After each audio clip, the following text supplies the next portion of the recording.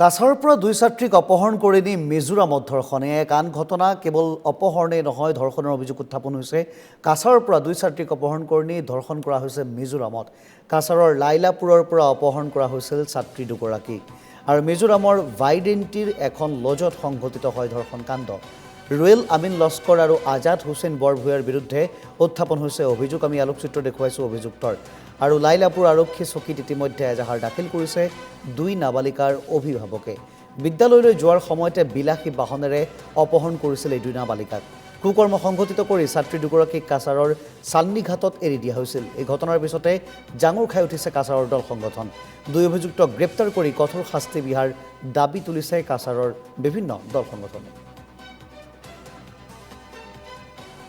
ধলাই সমষ্টির আওতাধীন লালাপুর বাজার সংলগ্ন এলাকা থেকে দুই স্কুল ছাত্রী, নাবালিকা স্কুল ছাত্রী যখন ওরা ওদের স্কুলের উদ্দেশ্যে রওনা দিচ্ছিল, আর তখন S11Z6366 কিয়া গাড়ি যে ব্ল্যাক কালারের ছিল, সেই গাড়ির মালিক রুয়েল আমিন লস্কর, যার বাবার নাম হচ্ছে আমিনুল হক লস্কর, সে এবং তার সঙ্গী আজাদ হুসেন বরভূঞা, ওই দুই কুলাঙ্গার এই দুই নাবালিকাকে জোর করে অপহরণ করে নিয়ে যায় বাইরেন্টির একটা লজে।